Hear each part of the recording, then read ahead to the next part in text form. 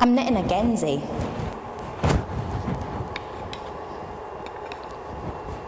Or a Ganzi.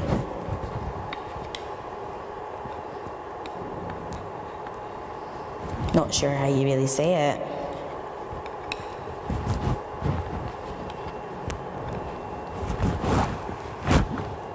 Do you know what it is?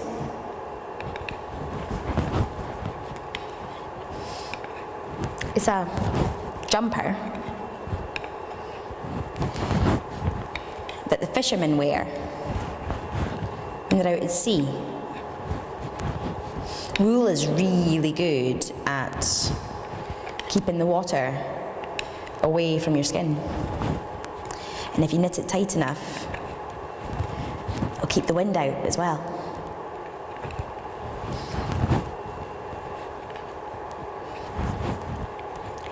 Both men and women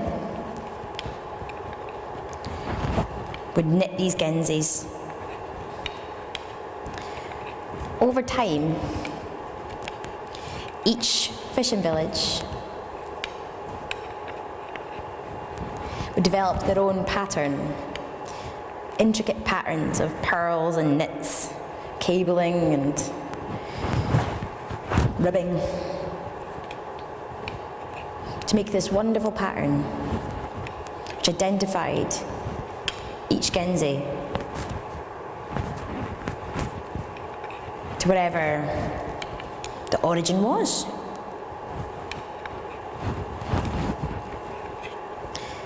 There's a romantic myth on the go about it. I can't tell you if it's true or false. Apparently, they would make these distinct patterns so that when one of the men's bodies would wash up on the shore, they'd be able to say where he came from.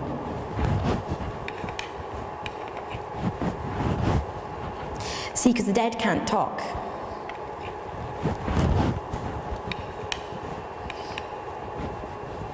But the pattern became a written note, an identifier, like a dog tag.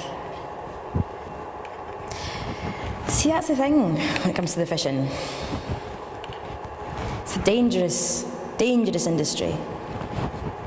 A dangerous profession.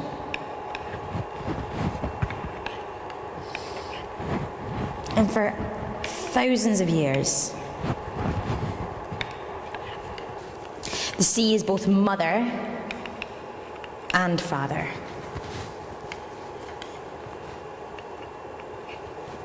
Why do we do that? Why do we make the men the violent ones? The ones who have to fight, who have to risk their lives for glory, for honor, for food.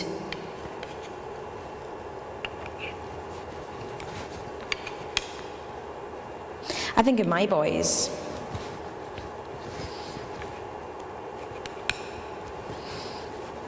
They're no longer children, really.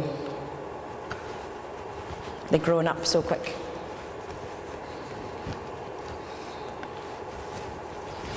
They're not vulnerable. They're not weak. They don't like to show affection.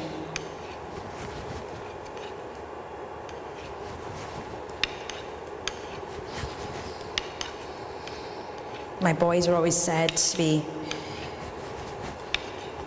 boys.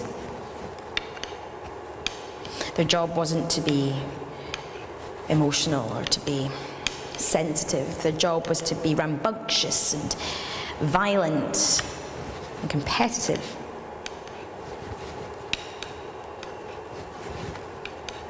Boys will be boys.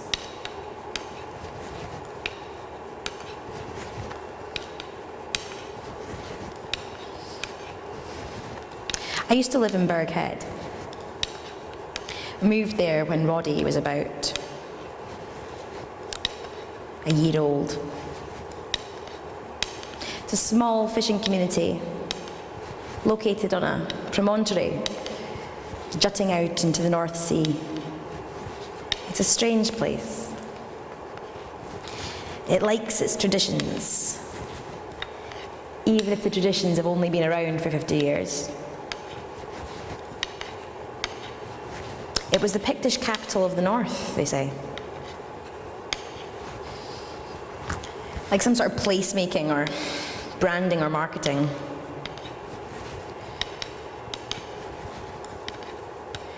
They like to give the impression that Birkhead has been there long before we were, and will exist long after we're gone. It's ephemeral nature of people. It was a funny wee place. There was always something going on. There was always some gossip, always some drama. Oh, this guy's got off with her, and oh, did you see what they were doing the other day? Oh, always a drama, always gossip, always a storm. But nothing ever changed. Everything was just always as it was. Like harbour walls, protecting everyone from the storm. When I lived there, 2 men, Birkhead born and bred, were lost at sea on a ship called the Brothers. They left behind their bairns and their wives. The idea that these men went out and risked their lives for their livelihood, to put food in the bellies of their bairns, always kind of held with me. Like there was some sort of Odysseus of sailing into the unknown waters, fighting monsters, not for glory or for honour, but for bread and fish. Now the kind of laid back, stable culture of Birkhead was formed over a long period of time. Birkhead was first documented on a map in 160 AD by Ptolemy. It's lasted long before, thousands of years. And it will exist for thousands of years onwards, in whatever form, whether dominated by the Maltings or flattened to create a township, sparkling brand new like they did at the turn of the 19th century. It's this calm sediment that settles over everything, like the salt spray that used to collect on my windows. Birkhead will stay there because it's nestled in the neck of the Murray Firth. It's more westerly, heading towards Inverness. Its waters are calm and sheltered. And it's like that attitude of settledness reaches all the way along to about Port Gordon. When you get to about Buckie and onwards towards Peterhead and Fraserburgh, the attitude gets a little bit different. I found it funny how folk seem to take on the attributes of their environment. We always used to say that folk fae Buckie sounded like seagulls, and folk fae Keith sounded like coos. Oh, again.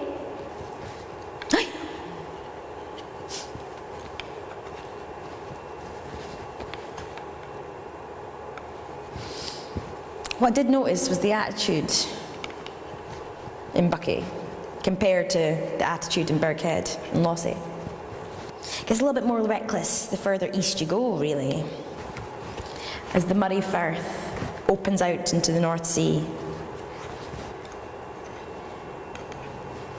The attitude gets a little bit more carpe diem, if you forgive the pun.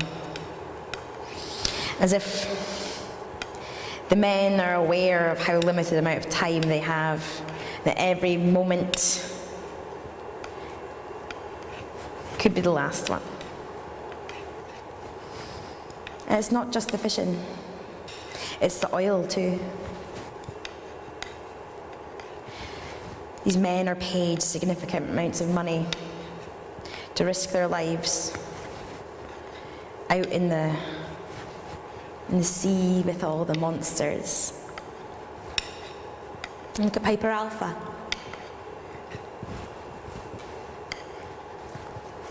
Sometimes the monsters are just men with greed who are happy to risk the lives of others. My maiden name's Edward. There's a myth attached to my name, but that's a myth for another time. There was a wee fishing village called Stotfield. It's now been absorbed into Lossiemouth. One winter, a whole generation of men, maybe 2 generations of men, were lost in one storm. A good few men with the name Edward were lost. Maybe my name wouldn't be so rare if they were still about.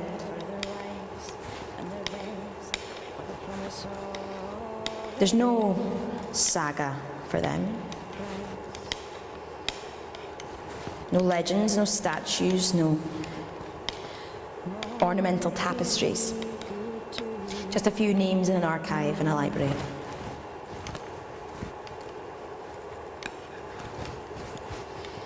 Those men gave their lives to see their communities survive.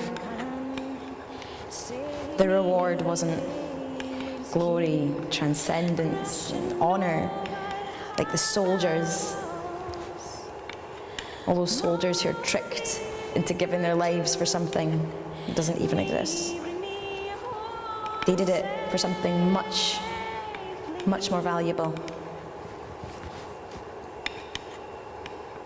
For the survival of their families and their communities. So this Gansey,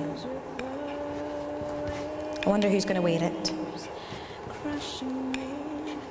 I wonder who will read the pattern on the dead man's chest. Will he be returned to his mum? To his wife? To his bairns? Will they be given the gold that he's earned? Medal in his honour? Will they build a statue for him? Will he travel to Norway? To Denmark? Like Flotsam? More be good to me.